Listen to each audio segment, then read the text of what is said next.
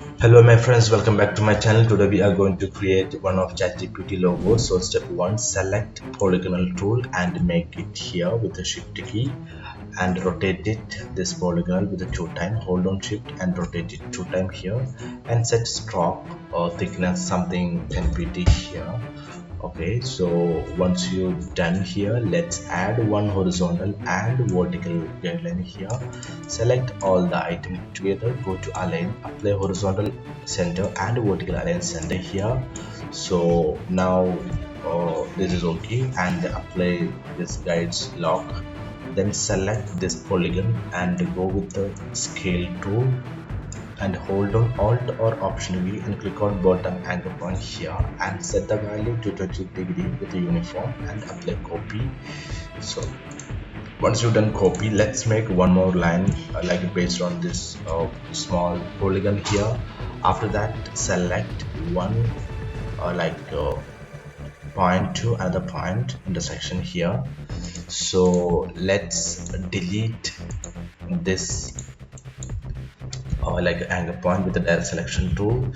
So we don't want this one, so let's delete this one too. So this is okay, and after that let's join this together. So make it join tool and drag this two lines together here, and let's make separate this like a anchor point. So apply scissor tool for that. Okay, once you're done, let's make use the curvature and apply, make it little bit like a curve like this. So okay, and once you're done, select this anchor point again, then drag on this one. So let's make something like this, and after that select and set the value something bigger. So before do that, I have to make this particular like anchor point, I have to extend it. Then this one I have to extend it a bit down here.